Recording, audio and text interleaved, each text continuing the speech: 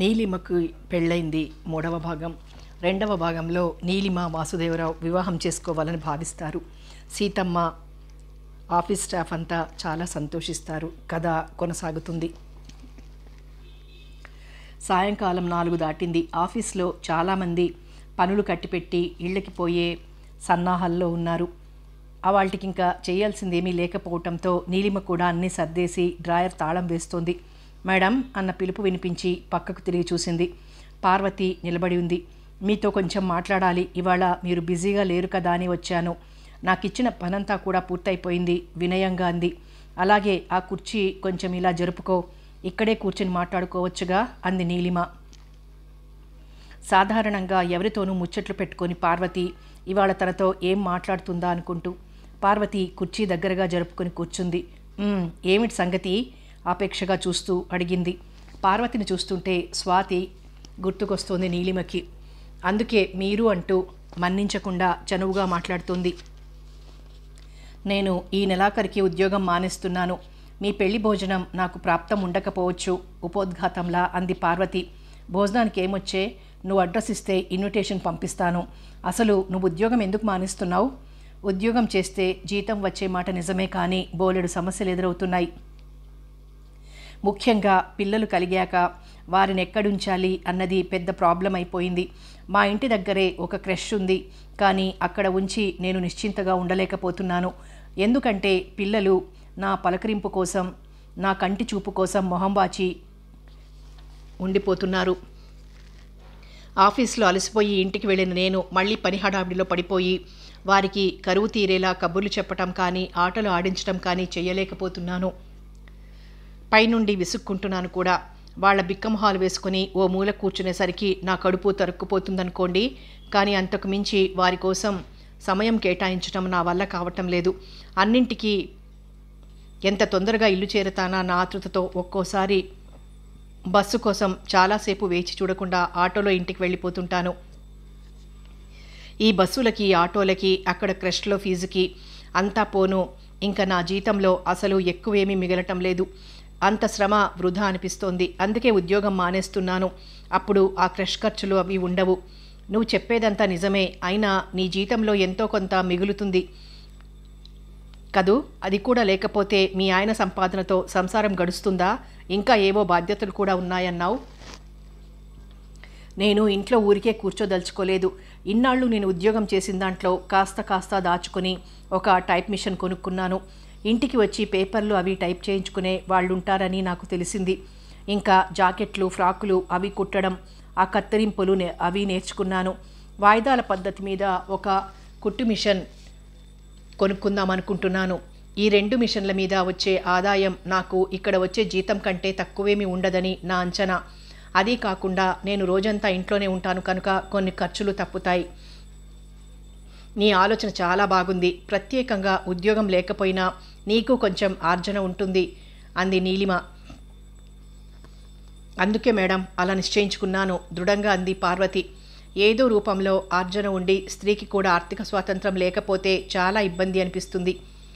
భర్త ఎంత సంపాదించి ఆమె చేతిలో పోసినా ఏదో ఒక సందర్భంలో అయ్యో నాకు నా డబ్బు అంటూ ఏమీ లేకపోయింది అని ప్రతి ఇల్లాలు బాధపడుతుందేమోనని నా ఊహ అంది నీలిమ. స్త్రీకి ఆర్థిక స్వాతంత్రం ఉండాలి అని ఇవాళ మనం అనుకోవడమే కాదు, యుగ యుగాల క్రిందటే మన పెద్దలు ఆ ఆవశ్యకతని గుర్తించారు. అందుకే అమ్మాయికి పెళ్లిలో పొలమో, ఇల్లో, బంగారమో, రొక్కమో, లేకపోతే అన్నీ కూడానో ఇచ్చేవారు. ఎంత లేనివారైనా కాస్త బంగారమైనా అమ్మాయికి పెట్టేవారు. అలా పుట్టింటి నుండి ఆమెకి లభించిన దానిని స్త్రీధనం అన్నారు. ఆ డబ్బు మీద ఆ స్త్రీకి సర్వహక్కులు ఉండి తన ఇష్టం వచ్చినట్లు ఖర్చు చేసుకునే స్వతంత్రం ఉండేది. అంతేకాదు ఆమె తరువాత ఆ డబ్బు ఆడపిల్లలకి చెందేది, కానీ ఆమె భర్తకి, మగపిల్లలకి దాని మీద హక్కు ఉండేది కాదు. ఆడపిల్లలు లేకపోతే వారే తీసుకునేవారనుకోండి. కాలక్రమంలో చాలా మార్పులు వచ్చాయి. ఆ స్త్రీధనం మీద ఆమె హక్కు పోయి భర్తకి, అత్తమామలకి దాని మీద అధికారం సంక్రమించింది. దానినే వరకట్నం అంటున్నాం.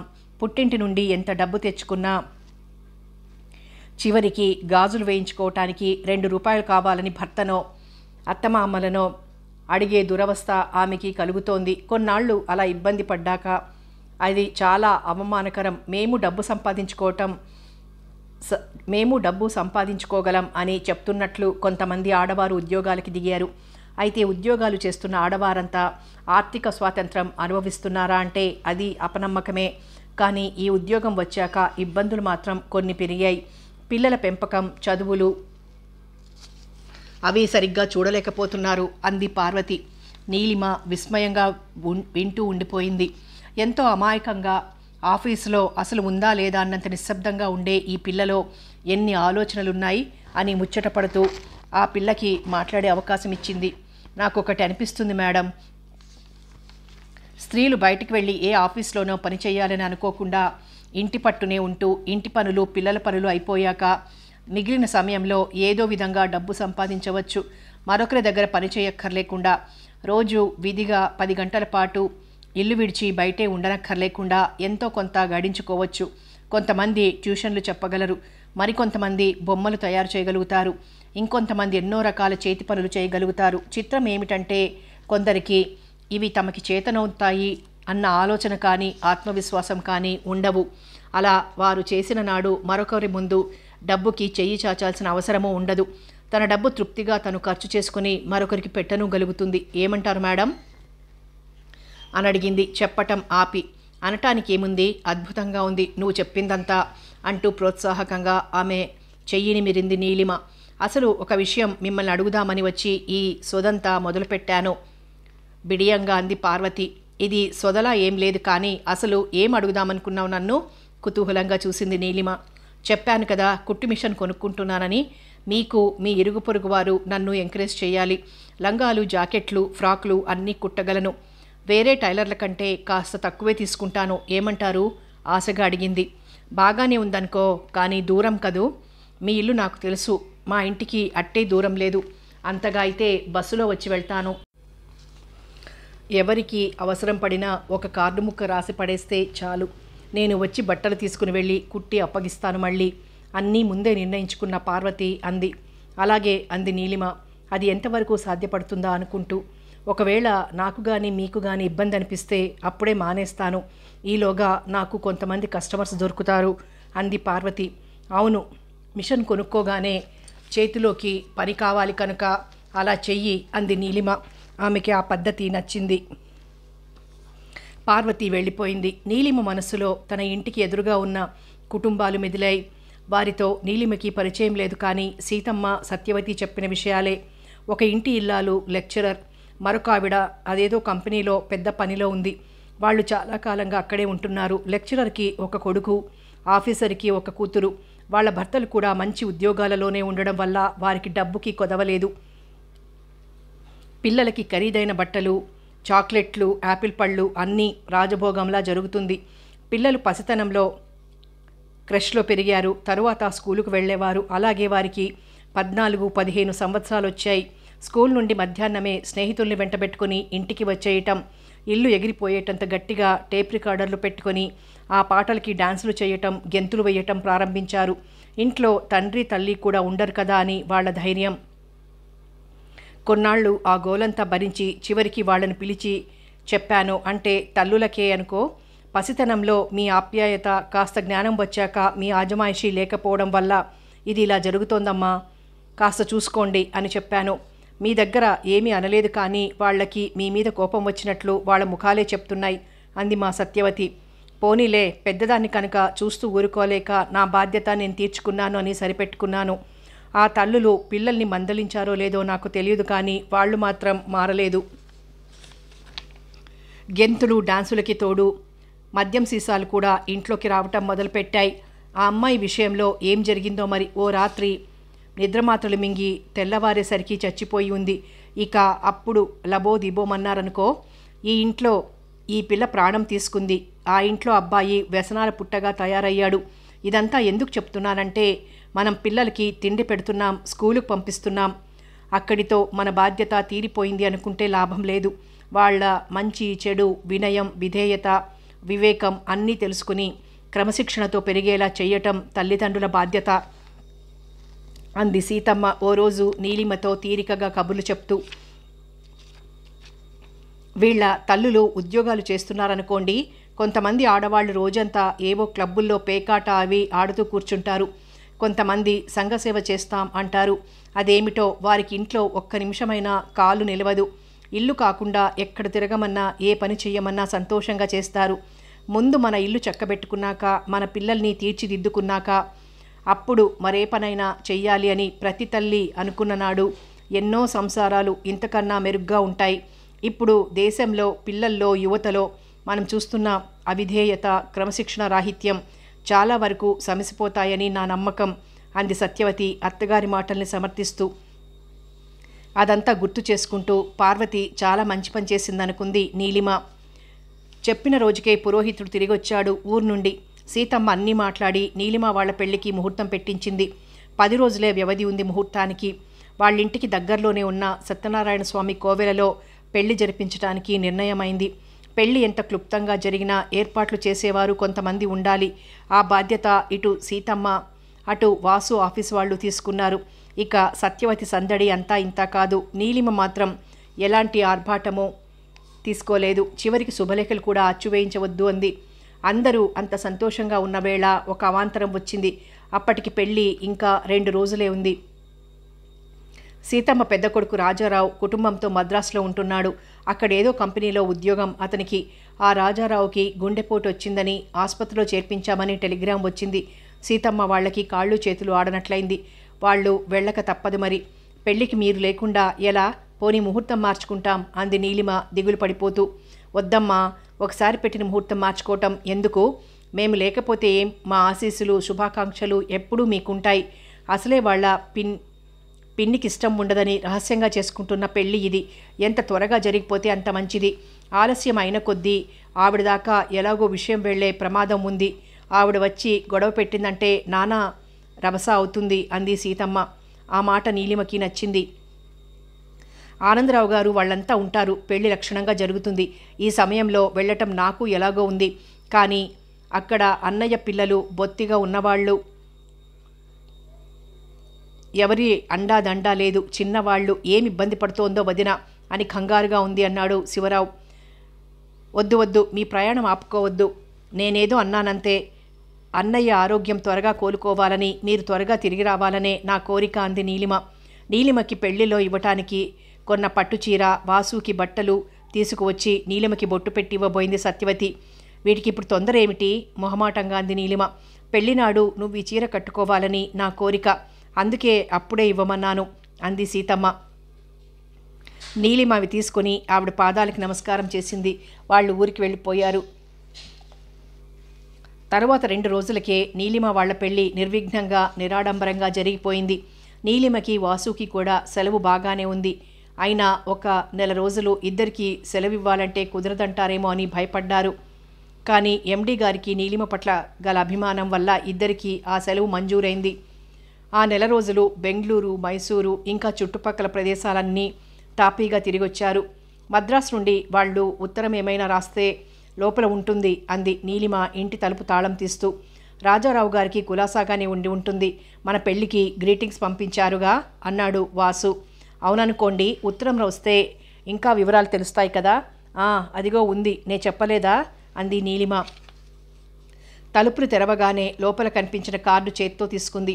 రాజారావు ఆరోగ్యం కుదుటపడుతోందని, వీలైనంత త్వరలో తిరిగొస్తామని రాశాడు శివరావు.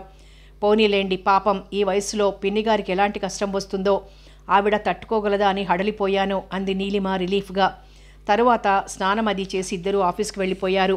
ఇక మనకి 2 ఇళ్ళు అవసరం లేదు కదా, ఊరికే అద్దెదండగా ఏదో ఒకటి ఖాళీ చేస్తే బాగుంటుంది. ఈ పని మనం ఊరికి వెళ్ళే ముందే చేసేస్తే బాగుండేది అంది నీలిమ సాయంకాలం ఆఫీస్ నుండి తిరిగొచ్చాక. నేను అదే చెప్దామనుకుంటున్నాను. ఈ ఇల్లు అన్ని విధాలా అనుకూలంగా ఉంది. ఇంటివారు, ఇరుగు పొరుగువారు అంతా మంచివారు. మనకే అవసరం వచ్చినా ఆప్తుల్లా ఆదుకుంటారు. అందుచేత ఈ ఇల్లే అట్టే పెట్టుకుందాం. అక్కడ నేనుంటున్న ఇల్లు నువ్వు చూడలేదు కానీ అసలు ఏమాత్రం సౌకర్యంగా లేదు. ఇంటావిడ పరమ గయ్యాళి, పిల్లలైతే రావణాసురుడి తలకాయలే. అందుకే మన పెళ్లి నిశ్చయం అవగానే ఆవిడికి చెప్పేశాను, ఈ నెలాఖరికి ఖాళీ చేస్తానని. ఆవిడ తారాజువ్వలా లేచింది. ఇంట్లోకి రావటం, ఖాళీ చేయటం అంతా నీ ఇష్టమే అనుకున్నావా? నీలాంటి వాళ్ళుంటారనే నేను 3 నెలల అద్దె అడ్వాన్స్గా తీసుకున్నాను. నువ్వు ఇప్పుడు ఖాళీ చేసేటట్టయితే ఆ డబ్బివ్వను. నీ ఇష్టం. ఈ 3 నెలలు ఇక్కడ ఉన్నా సరే వెంటనే వెళ్ళిపోయినా సరే అంది. ఎలాగూ డబ్బు ఇచ్చుకుంటున్నప్పుడు హడావిడిగా ఖాళీ చేయటం ఎందుకని ఊరుకున్నాను. ఇంకా 5-6 వారాల దాకా ఆ ఇల్లు మనకే ఉంటుంది అన్నాడు. సరే అయితే అక్కడ సామానంతా మెల్లగా ఒకటొకటి ఇక్కడికి చేర్చుకుంటే సరి అంది నీలిమ. అక్కడ తనకి మంచం, కుర్చీ వగైరాలుంటే వాటిని ఇక్కడ ఎలా సర్దాలా అని ఆలోచిస్తూ. తెస్తాలే, ఇంకా వ్యవధుందిగా అని బద్ధకంగా కళ్ళు మూసుకొని మంచం మీద వాలిపోయాడు వాసు. అసలే ప్రయాణం బడలికతో ఉన్న అతన్ని అప్పటికప్పుడు వెళ్ళి సామాను తెమ్మని నీలిమ అడగలేదు. అసలు అవన్నీ అతను తెచ్చినా వెంటనే సర్దే ఓపిక తనకి లేదనుకుంది. అవాళ సాయంకాలం ఆఫీస్ అయిపోయే సమయానికి స్టాఫ్ మెంబర్లందరిలోనూ ఒకలాంటి అలజడి, కోలాహలం బయలుదేరింది. వారు జట్లు జట్లుగా చేరి అందరూ ఒకే విషయం గురించి మాట్లాడుకుంటున్నారు. సీతారామయ్య గారికి బాంబేలో చాలా పెద్ద ఉద్యోగం వచ్చిందని, మరో నెలలో ఈ ఉద్యోగానికి రాజీనామా చేసి అక్కడికి వెళ్ళిపోతారని అందిన వాళ్లకి ప్రతిస్పందన అది. చాలా మంచి మనిషి. సబార్డినేట్స్ ఏదైనా పొరపాటు చేస్తే మెల్లిగా అర్థమయ్యేలా చెప్పి సరిగ్గా చేయించేవారే కానీ ఎవరి మీద కసురుకోవటం, విసుక్కోవటం ఉండేది కాదు. మన ఎండి గారికి కూడా ఆయన మీద మంచి ఇంప్రెషన్, అభిమానం ఉండటం వల్లే ఆయనే ప్రోత్సహించి సీతారామయ్య గారి చేత ఈ బాంబే ఉద్యోగానికి అప్లై చేయించారట. అంత మంచి మనిషి మనల్ని విడిచి వెళ్ళిపోతున్నారు. మళ్ళీ వచ్చే ఆఫీసర్ ఎలాంటి వాడవుతాడో. అవును, ఆ సీట్లోకి ఇక్కడి వాళ్ళని ఎవరినైనా ప్రమోట్ చేస్తారో లేకపోతే వేరే బ్రాంచీల నుండి పిలిపిస్తారో. మనం సీతారామయ్య గారికి ఘనంగా ఫేర్వెల్ పార్టీ ఇవ్వాలి. ఈయనకి ఫేర్వెల్ పార్టీ, కొత్తగా వచ్చే ఆయనకి వెల్కమ్ పార్టీ కలిపే ఇవ్వొచ్చేమో. అవును, అలా అయితే ఖర్చులు కలిసి వస్తాయి అంటూ అంతా కలగాపులగంగాను విడివిడిగాను మాట్లాడేస్తున్నారు. ఇంతలో ఒకరు పరుగు పరుగున వచ్చి ఒక సరికొత్త వార్త అందించాడు. ఆ ప్రమోషన్ మన నీలిమ గారికి రావచ్చట అని. అవును, మరి ఆవిడ కంటే ఎలిజిబుల్ క్యాండిడేటు మన ఆఫీస్లో ఇంకెవరున్నారు అన్నారు చాలామంది సంతోషంగా. ఆ ప్రమోషన్ తనకి రావచ్చునేమోనని అప్పటిదాకా ఆశలు అల్లుకుంటున్న ఒకరిద్దరు మాత్రం ముభావంగా ఉండిపోయారు. ఎలాంటి కామెంటు చెయ్యలేదు. కొంతమంది హడావుడిగా వెళ్ళి నీలిమని కంగ్రాచులేట్ చేయబోయారు.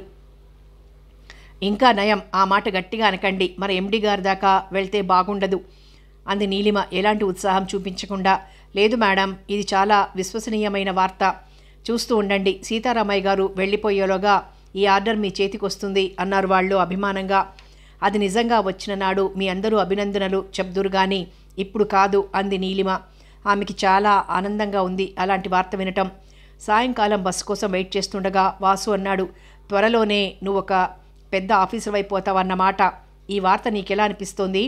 అదే కనుక నిజంగా వస్తే మీరు నా జీవితంలోకి వచ్చిన శుభగడియ ఫలితం అనుకుంటాను. చూడండి, మన పెళ్ళై ఇంకా 2 నెలలు కూడా కాలేదు, ఎంత మంచి వార్త విన్నామో అంది నీలిమ సంతోషంగా. ఇక అప్పుడు నేను నీ ముందు చేతులు కట్టుకుని నిలబడి జీ హుజూర్ అనాలి అన్నాడు వాసు నవ్వుతూ. నీలిమ మనసు చివుక్కుమనడమే కాదు, నిజంగా తనకు ఆ ప్రమోషన్ వస్తే తామిద్దరికీ ఇబ్బందిగా ఉంటుందా అన్న ఆలోచన కూడా అప్పుడే వచ్చింది. నీలిమ తల తిప్పి వాసు ముఖం వంక చూసింది. ఆ ముఖంలో ఏవో నీడలు, ఆ నవ్వులో ఏదో వెలితి కనిపించింది. నీలిమలో సంతోషం ఆవిరిలా ఎగిరిపోయింది. ఆ ఉద్యోగం నిజంగా వచ్చినప్పుడు కదా. అయినా ఒకే ఆఫీస్లో భార్యాభర్తలు పనిచేస్తుంటే భార్యకి పెద్ద ఉద్యోగం ఇవ్వరేమో. అంతగా వాళ్ళు ఇవ్వాలనుకున్నా నేను చేరను అంటే నన్ను బలవంతాన తీసుకువెళ్ళి ఆ సీట్లో కూర్చోపెట్టారు కదా. నా మాత్రం అర్హత కలవారు ఈ ఆఫీస్లో ఇంకా ఒకరిద్దరున్నారు. ఒకవేళ వాళ్ళ పనికిరారు అనుకుంటే వేరే బ్రాంచ్ నుండి తెప్పించుకుంటారు. అంతేగాని నాకు బలవంతాన ఆ పదవి కట్టబెట్టరు అంది నీలిమ. అప్పటికప్పుడే ఆ ప్రమోషన్ రిజెక్ట్ చెయ్యాలని నిర్ణయం చేసుకుని. ఏం చెప్పగలం, మీ ఎండి గారికి నువ్వు ఫేవరెట్ క్యాండిడేటివ్ కదా అన్నాడు వాసు ఉడుక్కుంటూ. నీలిమ నిస్సహాయంగా అతని వంక చూసింది. అతని ఆంతర్యం ఆమెకి అర్థమైపోయినట్లుంది. తనకన్నా ఎక్కువ చదువుకున్న నన్ను వివాహం చేసుకుంటానని తనకై తాను అడిగారంటే అది అతని ఔన్నత్యం అనుకున్నాను. కానీ భార్య తనకన్నా పెద్ద ఉద్యోగంలో ఉంటే భరించలేనంత బలహీనుడా ఇతను అనుకుంటుంటే ఆమె మనసులో ఎక్కడో బాధగా అనిపించింది. పెళ్ళే ఇంకా 2 నెలలైనా పూర్తి కాకుండానే ఇలాంటి అనుభవం కావటం ఆమెకి ఏదోలా ఉంది. నేను నవ్వుతూ ఊరికే అన్నానంతే, నేను నీ అభివృద్ధిని కోరుకుంటానే తప్ప నాకు జెలసి ఏం లేదు అన్నాడు అతను తేలిగ్గా నవ్వేస్తూ. నీలిమ నవ్వలేదు. ఒకే ఆఫీసులో భార్యాభర్తలకి అలాంటి పరిస్థితి ఎదురైతే అది ఆ ఇద్దరికీ కూడా చాలా ఇబ్బందిగా, అపసవ్యంగా ఉంటుంది. అందుకే నేను నిశ్చయం చేసుకున్నాను, ఆ ప్రమోషన్ వచ్చినా నేను తీసుకోను. ఇంకా మనం దీని గురించి ఆలోచించవద్దు అంది నీలిమ. రేపే 1వ తారీఖు. ఆ ఇల్లు ఖాళీ చేయాల్సిన ఆఖరి రోజు. ఇవాళే పిన్ని వాళ్ళ నుండి నేనెప్పుడు అడిగినా ఇంకా టైం ఉందిగా అంటూ తాత్సారం చేశారు. పైగా నా సామాన్ ఎంతుందని పావుగంటలో సర్దేసుకుని ఇల్లు ఖాళీ చేసి వాళ్ళకి అప్పగించేయొచ్చు అంటూ బద్దకించేశారు. ఇదేం బద్ధకమో నేనెక్కడా చూడలేదు. అసలు ఇవాళ ఆఫీస్ అవగానే ఇద్దరం తిన్నగా ఆ ఇంటికి వెళ్ళి అన్నీ సర్దేసుకుని తెచ్చేసుకుందాం అనుకున్నాను. ఇంతలోనే ఏదో పనుంది అంటూ ముందుగానే పర్మిషన్ అడిగి వచ్చేశారు మీరు. ఇప్పుడు వెళ్ళి అది ఖాళీ చేసి వద్దాం రండి, సరేనా? అయినా నెలంతా అద్దె ఇచ్చాం కదా అని చివరి నిమిషం దాకా ఇల్లు తాళం పెట్టి మన అధీనంలోనే ఉంచుకోవాలనే మీ ధోరణి నాకేం నచ్చలేదు. వంటగదిలో కాఫీ కలుపుతూ నీలిమంటున్న మాటలన్నీ వినిపిస్తున్నాయి అవతల గదిలో కూర్చున్న వాసుకి. అయినా అతనేం సమాధానం చెప్పలేదు. కాసేపు తలపట్టుకొని కూర్చున్నాడు. కాసేపు అస్థిమితంగా గదంతా కలిగి తిరిగాడు. నీలిమ పొని పూర్తి చేసుకుని యువతలకొచ్చింది. మాట్లాడరేం? ఒక గ్లాసు అతని చేతికి అందిస్తూ అడిగింది. అన్నాడు అతను ఎటో చూస్తూ. ఇంతసేపటి నుండి నేను చెప్పిందంతా మీ చెవులకు ఎక్కనే లేదా?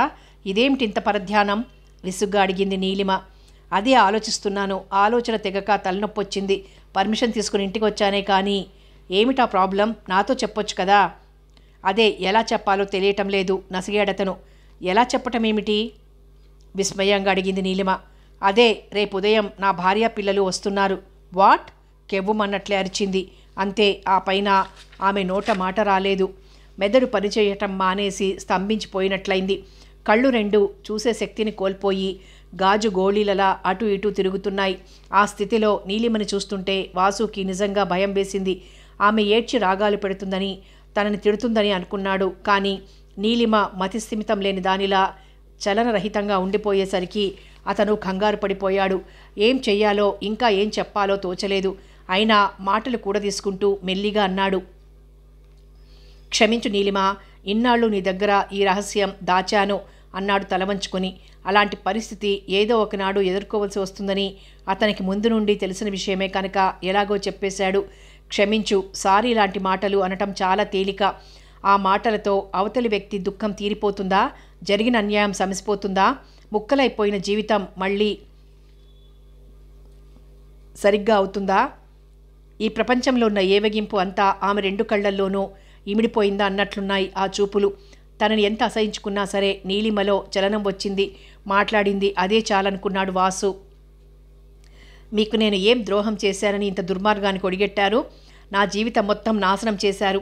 జిగుప్సతో పాటు క్రోధం కూడా ఆమె కళ్ళల్లో మొహంలో పరుచుకుపోయిందిప్పుడు. అవమానంతో దుఃఖం ముంచుకొస్తూ ఉంటే దానిని ఆపుకోవటానికి శతవిధాలా ప్రయత్నిస్తోంది. అతని ముందు బేలతనం ప్రదర్శించడం ఆమెకి సుతారాము ఇష్టం లేదు. కానీ ఇప్పుడేం చెయ్యాలి, ఎలా ఈ సమస్యను ఎదుర్కోవాలి అన్నది ఆమెకి అర్థం కావటం లేదు. నీ మీద కలిగిన కోరికను చంపుకోలేకపోయాను. నా మొదటి వివాహం గురించి కొంతకాలం దాచాను. అయినా ఇందులో నువ్వింత అప్సెట్ కావటానికి ఏం లేదు. ఇలా 2 పెళ్ళిళ్ళు చేసుకుంటున్న వాళ్ళు, 2 సంసారాలు పెట్టుకున్న వాళ్ళు చాలామంది ఉన్నారు. What rubbish you are talking? Vasu మాట ఇంకా పూర్తి కాకుండానే గొంతు పగిలిపోయేలా అరిచింది నీలిమ. వాసు ఏదో అనబోయాడు. ఇంకేం మాట్లాడొద్దు, వెళ్ళిపోండి ఇక్కడి నుంచి. గెటౌట్ ఐసే. నీలిమ రూపం భద్రకాళిలా ఉంది. వాసు మాట్లాడకుండా అవతలికి వెళ్ళిపోయాడు. ఇక అవాల్టికి తిరిగి రాగల ధైర్యం లేదు. అందుకే తిన్నగా తన ఇంటికి వెళ్ళిపోయాడు. ఇదేమిటిలా జరిగింది? ఎందుకు జరిగింది ఈ అవమానం? నేనెలా భరించాలి అనుకుంటుంటే నీలిమకి దుఃఖం పొంగి వచ్చింది. దానిని ఆమె ఆపుకోలేదు. భోరున ఏడ్చేసింది. మర్నాడు నీలిమ ఆఫీసుకు వెళ్ళలేదు. వాసుని అందరూ యథాలాపంగానే అడిగారు ఆమె రాలేదేం అని. తలనొప్పిగా ఉందట అని పైకి చెప్పాడే కానీ లోపల చాలా బెదిరిపోతున్నాడు. నిన్నటి రోజున తనకి నీలిమకి మధ్యన జరిగిన సంభాషణ ఉదయం సరికి వీరెవ్వరికీ తెలిసే అవకాశం లేదు అని నమ్మకంగా ఉన్నా అందరూ తనని ఒక ద్రోహిలా చూస్తున్నట్లు, అసహించుకుంటున్నట్లు, నమిలి మింగేద్దామన్నంత కసితో చూస్తున్నట్లు ఊహించుకొని కంపించిపోయాడు. ముఖ్యంగా ఆనందరావుతో మాట్లాడుతున్నప్పుడు అతని గొంతు వణకకుండా అదుపులోకి తెచ్చుకోవటానికి అతను తన యావశక్తిని కూడదీసుకోవాల్సి వచ్చింది. సీటు ముందు కూర్చున్నాడే కానీ పని చేయాలనిపించటం లేదు. అసలు తలంతా మొద్దుబారిపోయినట్లు, గుండెలు అదిరిపోతున్నట్లు ఉంది. ఇదేమిటి? నేను చాలా ధైర్యస్తుణ్ణి అనుకున్నాను. ఏ పని చేయటానికైనా వెనుకాడను అని వెన్ను విరుచుకునేవాడిని. మరిప్పుడు ఇలా అయిందేమిటి అని ఆశ్చర్యంలో మునిగిపోయాడు. అసలు ఇవాళ అతను ఆఫీస్కి రావాలనుకోలేదు. ఉదయమే దేవకిని పిల్లల్ని స్టేషన్ నుండి తీసుకొచ్చి ఇంట్లో దింపి కాఫీ అది తనే కాచిచ్చాడు. హోటల్ నుండి టిఫిన్ తెచ్చాడు. అందరూ తిన్నారు. నువ్వు వంట పని చూస్తుండు, నేను ఆఫీస్కి వెళ్ళొస్తానని అతను అంటుంటే, అబ్బా ఇవాళ ఒక్కరోజైనా సెలవు పెట్టకపోయారా, నాకంతా కొత్త కదా అంది దేవకి విసుగ్గా. చాలా అర్జెంట్ పనుంది, అది చూసుకొని త్వరగా వచ్చేస్తాను. ఈలోగా నీ వంట కానీ. పోపు సామాను కూరగాయలు సమస్తం వంటింట్లో ఉన్నాయి. కాస్త ఓపిగ్గా చూసుకుంటే చాలు. పాలు మరోసారి కాచేయి, లేకపోతే విరిగిపోతాయని హడావిడిగా చెప్పేసి ఆఫీస్కి వచ్చేశాడు. నీలిమ ఇవాళ ఆఫీస్కి వస్తుందా? నన్ను చూడగానే ఆమె ముఖం ఎలా ఉంటుంది? నేను పలకరిస్తే మాట్లాడుతుందా? ఒక్కటి మాత్రం నిజం, అందరిలోనూ నన్ను తిట్టి గొడవ చెయ్యదు. అదొక్కటి చాలు నాకు. 4 రోజులు పోయాక మెల్లిగా నచ్చ చెప్తాను. అప్పటికి నీలిమ కోపం కాస్త చల్లబడుతుంది అనుకుంటూ కాస్త ఆలస్యంగా ఆఫీస్లో అడుగుపెట్టిన అతనికి నీలిమ రాలేదు అన్న విషయం కాస్త రిలీఫ్నే ఇచ్చింది. నీలిమని గురించి అడిగిన వారికి నోటికి వచ్చిన సమాధానం చెప్పి అస్తవ్యస్తంగా వదిలేసి చివరికి బాస్ మందలించేదాకా తెచ్చుకున్నాడు. నీలిమ ఆ మర్నాడు 3వ నాడు కూడా రాలేదు. ఆమెకి ఎదురు పడటం ఏ రోజుకా రోజు తప్పిపోతోంది కదా అని కాస్త సంతోషించినా ఆ సస్పెన్స్ భరించటం మాత్రం అతనికి చాలా కష్టంగా ఉంది. అసలు నీలిమ ఉద్దేశం ఏమిటి? ఎన్నాళ్ళిలా దాక్కుంటుంది? నా ముఖం చూడటం ఇష్టం లేక మొత్తం ఉద్యోగమే మానేస్తుందా అని తికమక పడుతున్న అతనికి ఆనందరావు వచ్చి ఒక సరికొత్త వార్త అందించాడు. నీలిమకి చాలా జ్వరంగా ఉందని, వారం రోజులు లీవ్ కావాలని ఒక అప్లికేషన్ పోస్ట్లో పంపించింది. ఇంతకుముందే నాకు ఫోన్ చేసి ఆ మాటే చెప్పింది. అప్లికేషన్ పోస్ట్లో పంపించడం ఏమిటి? వాసు చేత పంపించొచ్చుగా అని అడిగితే సమాధానం చెప్పలేదు. అసలేం జరిగింది? పెళ్ళైన 2 నెలలకే మీరిద్దరూ పోట్లాడుకునే స్థితికి వచ్చారా? చెప్పండి వాసు అని ఆనందరావు అడుగుతుంటే వాసుకేం చెప్పాలో తోచలేదు. అసలు ఈ 3 రోజుల నుండి చాలామంది అదేదో ముఖ్యమైన పని అన్నట్లు తన దగ్గరకు వచ్చి నీలిమ గారు ఇవాళ రాలేదా అని అడుగుతుంటే వాళ్ల గూప పగలగొట్టాలన్నంత కోపం వచ్చేది. కానీ ఇది తాను కోపగించుకునే సమయం కాదని తమాయించుకునేవాడు.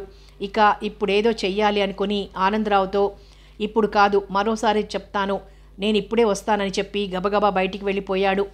ఆనందరావుకి అంతా అయోమయంగా ఉంది. నీలిమ చాలా నెమ్మదైంది. ఈ వాసు కూడా మంచివాడలాగే ఉన్నాడు. మరి వీళ్ళిద్దరి మధ్య ఏం జరిగి ఉంటుంది అనుకుని నెమ్మదిగా వాళ్లే సర్దుకుంటారని సరిపెట్టుకున్నాడు. సాయంకాలం 4 అయింది. వాసు ఇంకా తిరిగి రాలేదు. ఆఫీస్లో చాలామంది తమ పని ముగించుకొని ఆఫీస్ గడియారం 5 గంటలు ఎప్పుడు కొడుతుందా, ఎప్పుడు ఆఫీస్లోంచి యువతల పడదామా అని కాచుకొని కూర్చున్నారు. కొంతమంది మరీ సిన్సియర్గా పనిచేసేవారు, బాస్ మెప్పు పొందాలనుకునే మరికొంతమంది మాత్రం సీట్ల కంటుకుపోయి వంచిన తలలెత్తకుండా పని చూసుకుంటున్నారు. ఇంతలో ఫోన్ మోగింది. అప్పటికి రిసెప్షనిస్ట్ పర్మిషన్ తీసుకుని వెళ్ళిపోవటంతో ఆనందరావు అందుకున్నాడు దాన్ని. అవతల నుండి మాట్లాడుతున్నది ఒక ఆడగొంతు. అది పలానా ఆఫీస్ అవునా కాదా అని అడిగి తెలుసుకున్నాక, వాసుదేవరావు గారిని ఒకసారి పిలుస్తారా అని అడిగింది. వాసుదేవరావు మధ్యాహ్నం 12 గంటలకే బయటికి వెళ్ళాడు. ఇంకా రాలేదు. ఇంకా ఆఫీస్ మూసేసే వేళ అవుతోంది కనుక బహుశా ఇంక రారేమో. ఇవాళ ఆయనకి ఏదైనా మెసేజ్ ఇవ్వాలా? మీరెవరు మాట్లాడుతున్నారు అని అడిగాడు ఆనందరావు. నేను ఆయన భార్య దేవకిని అని ఆమె చెప్తుంటే ఆనందరావు ఉలిక్కిపడ్డాడు. టెలిఫోన్ రిసీవర్ చేతిలోంచి జారిపోతుంటే వణికిపోతూ దాన్ని గట్టిగా పట్టుకున్నాడు. మా చంటిదానికి ఉన్నట్లుండి జ్వరం వచ్చిందండి. మేము ఈ ఊరు వచ్చి 3 రోజులు అవ్వటం వల్ల నాకు ఇక్కడెవ్వరూ తెలియదు. అసలు డాక్టర్ ఎక్కడుంటాడో అంతకన్నా తెలియదు. ఆయన్ని కాస్త త్వరగా రమ్మని చెప్దామని మా పక్కనే ఉన్న కిరాణా కొట్లోంచి ఫోన్ చేస్తున్నాను అంది. ఆమె గొంతులో బేలతనం స్పష్టంగా తెలుస్తోంది. ఆనందరావు గొంతు మొద్దుబారిపోయింది. అయినా ఎలాగో పెగల్చుకుని అతని వాళ్ళ ఆఫీస్ పని మీద బయటికి వెళ్ళాడు. చాలాసేపటి క్రితమే.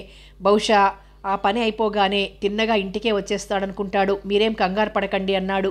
ఒకవేళ ఆఫీస్కి వస్తే మాత్రం కాస్త త్వరగా ఇంటికి రమ్మని చెప్తారు కదూ మరోసారి చెప్పింది. అలాగేనమ్మా. ఇంతసేపు అడగనే లేదు. మీ పేరేమిటండి? ఆనందరావు. నమస్కారం అండి, ఉంటాను మరేని ఫోన్ పెట్టేసింది. ఆనందరావుకి చిక్కుముడి విడిపోయినట్లయింది. ఆ వాసుగాడు దొంగ రాస్కెల్ ఎంత పనిచేశాడు అని పళ్ళు కొరుక్కున్నాడు. వాసు మీద ఆగ్రహం, నీలిమని గురించిన ఆదుర్ద అతన్ని ఆపాదమస్తకం కుదిపివేస్తున్నట్లున్నాయి. ఈ దేవకి పిల్లలు ఊరు నుండి వచ్చాక నీలిమకి ఈ రహస్యం తెలిసుండొచ్చు. ఇక అప్పటి నుండి ఆఫీస్కి రావటం మానేసింది. వారం రోజులు సెలవు కావాలని అప్లికేషన్ పంపించింది. బాస్ చాలా మంచివాడు. నీలిమ అంటే సదభిప్రాయం, వాత్సల్యం కలవారు. తప్పకుండా లీవు శాంక్షన్ చేస్తారు. కానీ ఆ వారం తరువాతైనా నీలిమ ఈ ఆఫీస్లో ఆ వాసుగాడితో పాటు కూర్చొని పనిచేయగలదా? ఇలా 2 సంసారాలు పెట్టుకోవటం ఈ మధ్య కొందరికి పరిపాటైపోయింది. కానీ నీలిమ లాంటి మంచి మనిషి అమాయకురాలు ఈ సాలెగూటిలో చిక్కుకోవటం చాలా విచారకరం. అవును, ఈ వాసు ఏమైపోయినట్లు? నీలిమ నాకు ఫోన్ చేసిందని చెప్పగానే హడలిపోయినట్లున్నాడు. నీలిమని బ్రతిమాలుకుందామని అక్కడికి వెళ్ళుంటాడు. ఈ 3 రోజులు వాడు భార్య బిడ్డల దగ్గరే ఉంటున్నాడన్న దాంట్లో అనుమానం ఏం లేదు. ఓ పక్క భయం, మరో పక్క సందేహం, ఓ పక్క జాలి, మరో పక్క ఆగ్రహంతో అతని తలలో నరాలు చిట్లిపోతున్నట్లుగా ఉంది. కాసేపు తల పట్టుకొని కూర్చున్నాడు. ఈ విషయం ఆఫీస్లో వారికి అప్పుడే చెప్పాలనిపించలేదు. దోసిట్లో గడ్డ మానించుకుని ఎటో చూస్తూ అలా ఎంతసేపు కూర్చున్నాడో అతనికే తెలియలేదు. అందరూ గలగల కబుర్లు చెప్పుకుంటూ వెళ్ళిపోతుంటే అప్పుడు తెలివి తెచ్చుకున్నవాడిలా లేచి ఇంటిదారి పట్టాడు. ఆనందరావు ఊహించినట్లే వాసు నీలిమ ఇంటికి వెళ్ళాడు. 3 రోజుల నుండి కడుపు నిండా తిని కంటి నిండా నిద్ర లేకుండా ఆలోచనలతో తలంతా వేడెక్కించేసుకుని వాసుని శపించుకుంటూ తనను తాను చీదరించుకుంటూ మంచం మీద పడి ఉన్న నీలిమ తలుపు తట్టిన శబ్దం వినగానే లేచి వెళ్ళి గడియ తీసింది. ఎదురుగా వాసును చూడగానే మౌనంగా వెనక్కి తిరిగి వచ్చేసి కుర్చీలో కూర్చుంది. వాసు మెల్లిగా లోపల అడుగుపెట్టి మళ్ళీ తలుపు గడియ వేశాడు. నీలిమ మొన్నటిలా భద్రకాళి రూపం దాల్చి గెటౌట్ అనలేదు. అంతే చాలనుకున్నాడు. ఆ స్పృహ ఇచ్చిన ధైర్యంతో ఆమె భుజం మీద అనునయంగా చేయి వేసి ఏదో చెప్దామనుకున్నాడు. కానీ అంత సాహసం చేయలేకపోయాడు. ఆమెను తాకటానికి కూడా భయపడుతున్న వాడిలా బెదురుచూపులు చూస్తూ అడుగులు అడుగు వేసుకుంటూ వెళ్ళి మంచం మీద కూర్చున్నాడు. ఆమెని పలకరించాలనంటే అతనికి భయం. ఆమెకు అతన్ని చూస్తేనే ఆగ్రహం, అసహ్యం. కొన్ని క్షణాలు అలా మౌనంగా దొర్లిపోయాయి. వాసు గొంతు పెగల్చుకుని ఏదో అనబోయాడు. కానీ ధ్వని బయటికి రాలేదు. ఒకసారి గొంతు సవరించుకున్నాడు. కొద్ది క్షణాలు గోళ్లు కొరుక్కున్నాడు. అప్పుడు మొదలుపెట్టాడు. ఇంతవరకు నీతో అన్ని అబద్ధాలే చెప్పినందుకు నాకు చాలా సిగ్గుగాను బాధగాను ఉంది నీలిమ. కనీసం ఈ ఒక్క మాట అయినా నమ్ము. బిడియంగా ముడుచుకుపోతూ అన్నాడు. నీలిమ మాట్లాడలేదు. ఆమె కళ్ళు ఇంకా అగ్నివర్షాన్ని కురిపిస్తున్నాయి. ఈ 3 రోజుల నుండి నువ్వు ఆఫీసుకి రావటం లేదేం అని వాళ్ళంతా అడుగుతుంటే ఏదో చెప్పేస్తున్నాను. నీకు జ్వరంగా ఉందని వారం రోజులు సెలవు కావాలని రాసిన అప్లికేషన్ ఇవాళే అందిందట.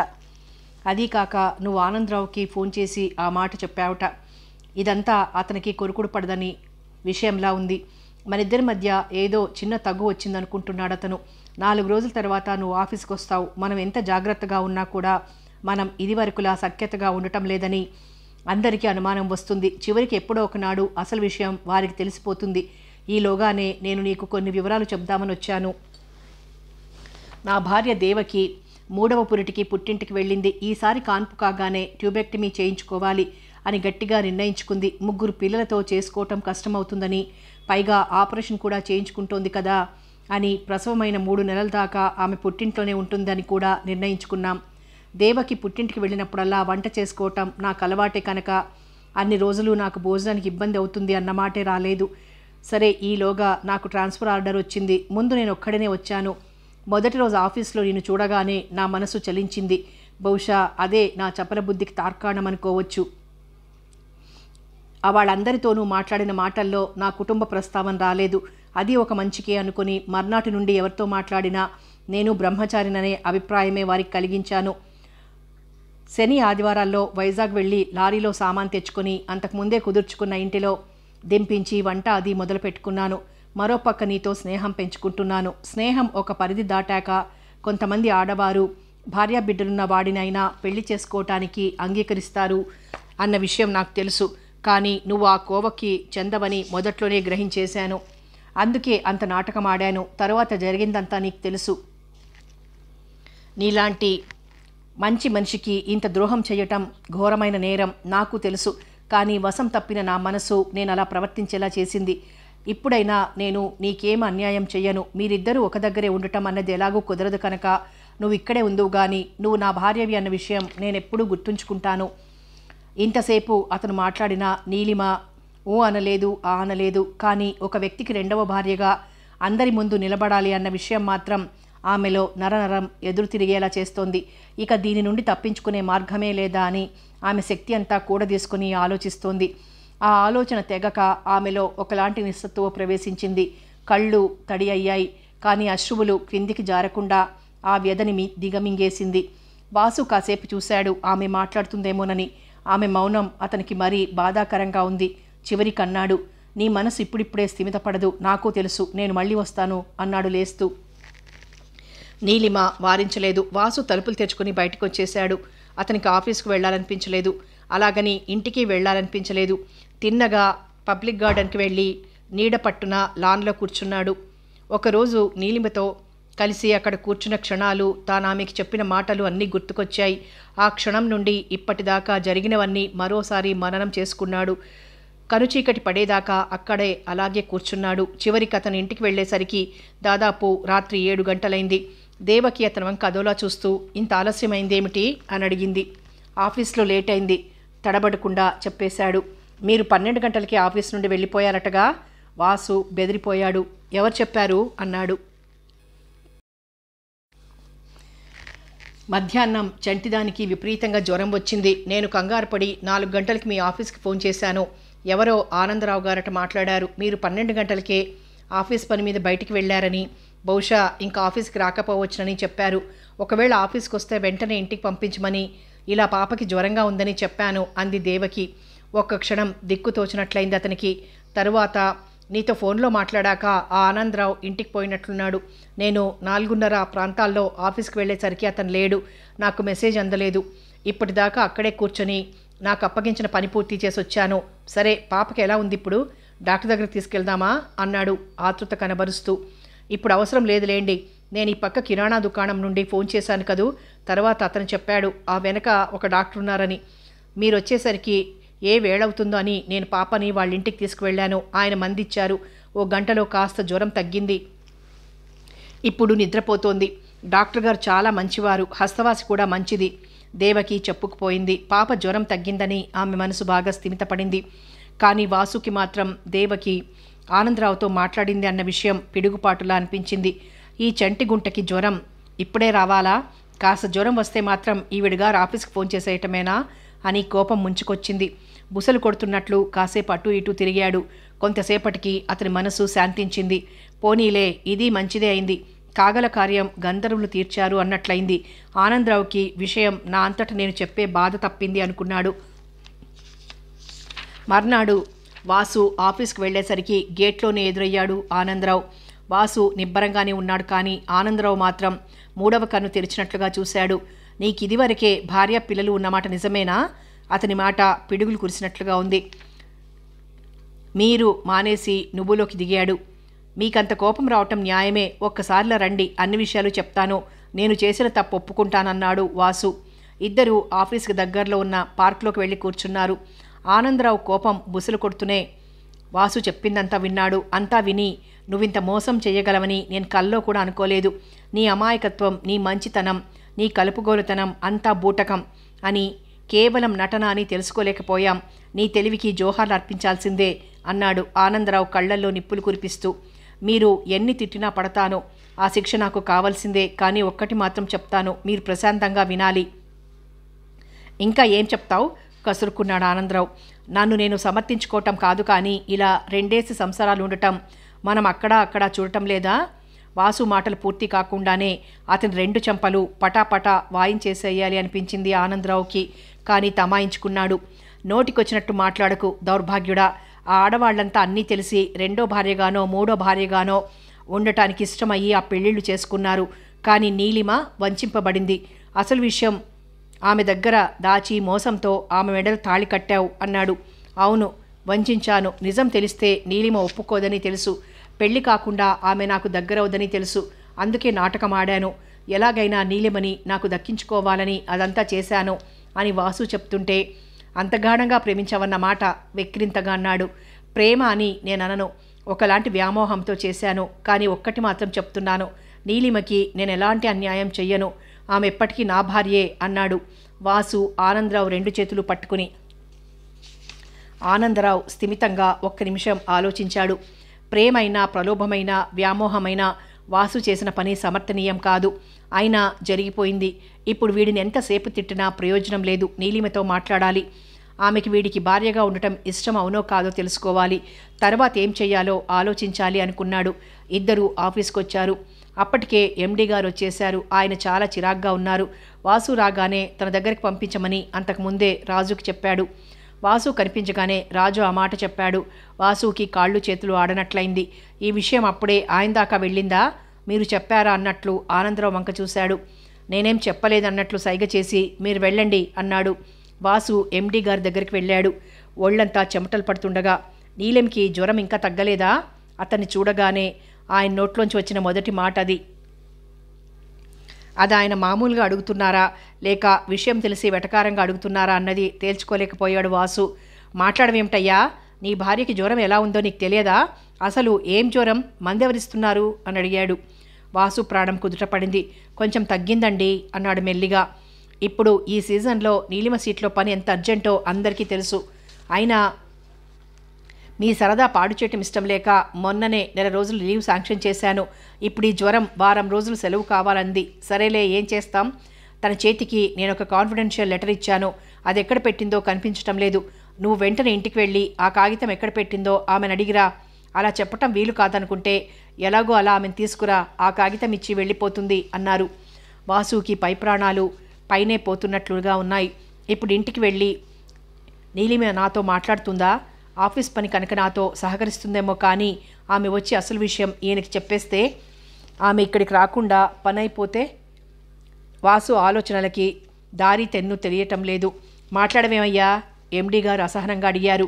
ఆయనకి మూడ్ బాగున్నప్పుడు ఎంత అభిమానం, గౌరవం చూపిస్తారో అంతకు 1000 రెట్లు చిర్రుబుర్రులాడతారు మూడు పాడైతే.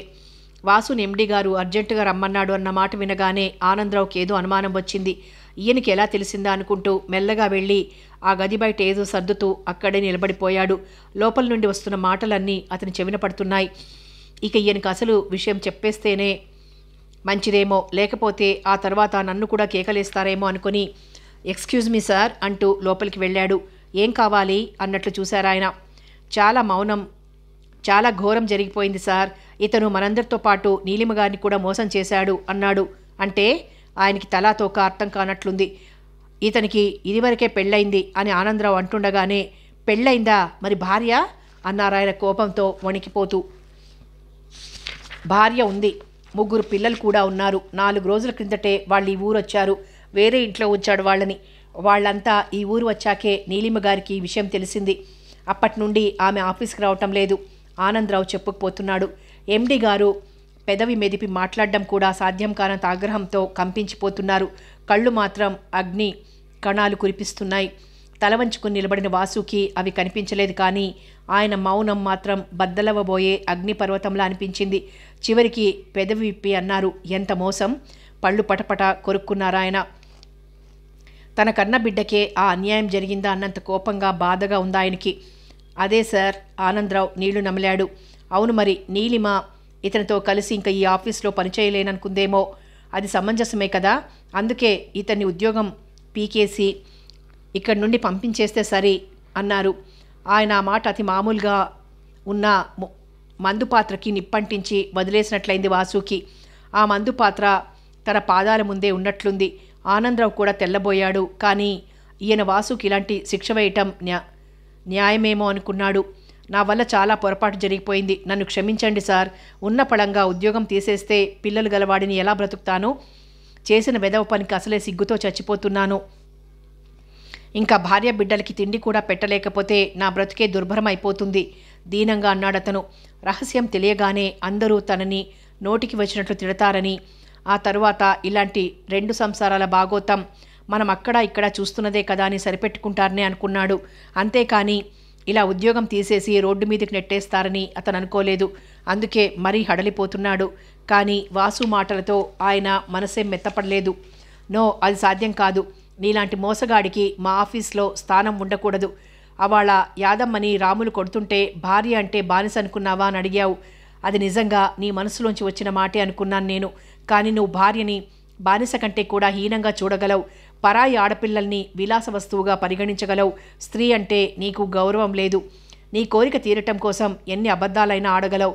నీలాంటి వాడిని మరొక్క క్షణం కూడా నేను భరించలేను. వెళ్ళిపో. నీ సంసారం రోడ్డు మీద నిలబడాలని ఏడుస్తున్నావుగా. మరొక నెల జీతం నీకు అదనంగా వస్తుంది. అకౌంటెంట్ నీకు రావాల్సింది ఇచ్చేస్తాడు.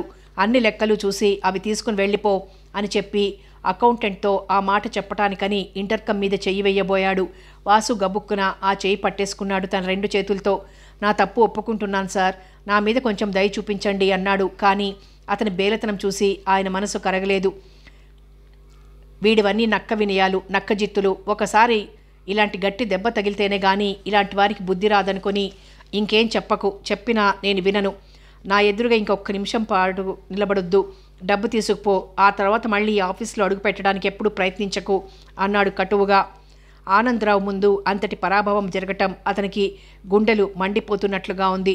ఇంతకంటే ప్రాణం తీసేసినా బాగుండేదేమో అనిపించింది. ఒక్క ఆనందరావే అన్నమాట ఏమిటి? ఈయన కేకలు బయటకు వినిపించకుండా ఉంటాయా? అందరికీ విషయం అర్థమవకుండా ఉంటుందా అనుకున్నాడు. అతని ఊహ నిజమే. అతను గదిలో నుంచి అవతలకు వచ్చేసరికే ఇంచుమించు ఆఫీస్ స్టాఫ్ అంతా అటు ఇటు గోడలకు అంటుకుపోయి అక్కడే నిలబడి ఉన్నారు. అతను ముందుకి కదిలిపోయాడు. తరువాత అకౌంటెంట్ అతన్ని పిలిచి డబ్బిస్తూ మరొక సలహా ఇచ్చాడు. నేను డిస్మిస్ చేశామంటే నీకు మరొక దగ్గర ఉద్యోగం దొరకటం ప్రాబ్లం అయిపోతుంది. అందుకని నీ అంతట నువ్వు రాజీనామా చేసినట్లు రాసియ్యి. అలాగని బాసే చెప్పమన్నారు. నీ సంసారం, భార్యాబిడ్డల పట్ల ఆయన చూపించిన ఔదార్యం ఇది అన్నాడు. వాసు అలాగే రాసిచ్చి డబ్బు తీసుకుని యువతలకు వచ్చేశాడు. కథ కొనసాగుతుంది.